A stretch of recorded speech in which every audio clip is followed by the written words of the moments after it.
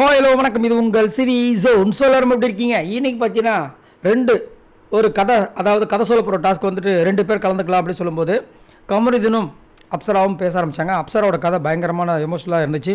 உண்மையிலே அந்த கதை எல்லாருக்கும் ஒரு பாடமாக இருக்கும் அப்படின்றத மாட்டுக்கருத்து கிடையாது. அந்த வீடியோ போஸ்ட் பண்ணிக்க போய் பாருங்கள், லைவில் பார்க்காதவங்க.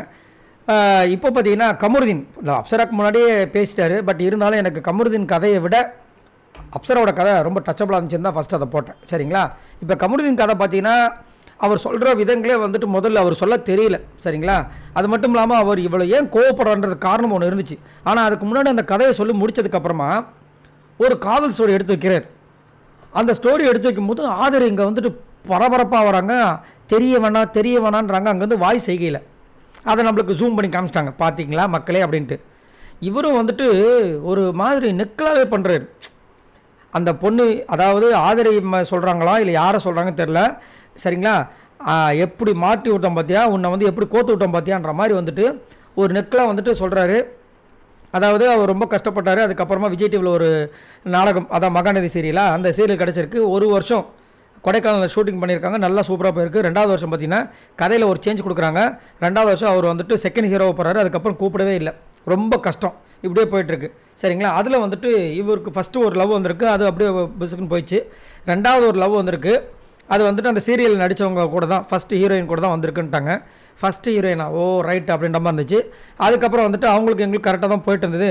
பட் திடீர்னு எனக்கும் அவங்களுக்கும் அந்த ப்ரொஃபஷனு, அந்த ஒரு சில விஷயங்களால் வந்துட்டு பிரிய வேண்டிய சூழ்நிலை ஆகிப்போச்சு. நாங்கள் பிரிஞ்சிட்டோம்.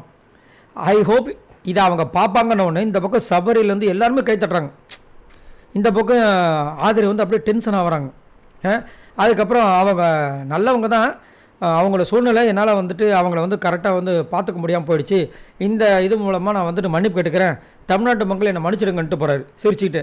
அதுக்கப்புறம் ஆதிரி அப்படியே ஏன்டா இப்படி பண்ணுன்னு சொல்லிட்டு கணத்தில் அடிக்க போகிறாங்க. பார்த்தா இந்த பக்கம் எஃப்ஜே காமிக்கிறாங்க. எஃப்ஜே மூஞ்சி சுருங்கி போய் கிடக்குது. இன்னும் அது எப்பயுமே கலகலன்னு இருப்பாருப்பா, இன்னும் எஃப்ஜே மூஞ்சி இப்படி ஆகிப்போச்சுன்ற மாதிரி இருந்தது. எது எப்படியோ ஒரு குடும்பத்தில் கும்மி அடிக்கிற மாதிரி வந்து ஒரு வேலையை பண்ணி விட்டா போல் நம்ம கமருதீன். கதையை சொல்ல வந்தால் கதையை மட்டும் சொல்லிட்டு போனோம். கதையில் வந்து இப்போ போன வாட்டி வந்து முத்துக்குமரன் சொல்லியிருப்பார், அவங்களுடைய லவரை சூப்பராக ஒன்று சொல்லியிருப்பார். அது ஒரு பக்கம் கான்ட்ரவர்சியாக இருந்தாலும் அதை சொல்கிற விதத்தை சொல்லியிருப்பார். இவர் வந்து சொல்லிவிட்டு கை தட்டினா இருப்பாங்க, வாயை நாக்கை கடிச்சிக்கிட்டு. அப்பயே தெரிஞ்சிச்சு, ரைட்ரா அந்த பொண்ணை வந்துட்டு இங்கே வந்துட்டு கோத்து விடணும். சூப்பர்ப்பா, நீங்கள் யாரை லவ் பண்ணிங்கன்றது சொல்லாமல் சொல்லணும். ரைட்டுப்பா அப்படின்ற மாதிரி இருந்தது. சார் நீங்கள் உங்களோட கருத்து சொல்லுங்கள். இப்போ கமருதீன் சொன்ன கதையிலேருந்து அந்த லவர் யார் நீங்கள் நினைக்கிறீங்க? மறக்காமல் கமெண்ட்ஸ் பண்ணுங்கள். பாய் நண்பர்களே.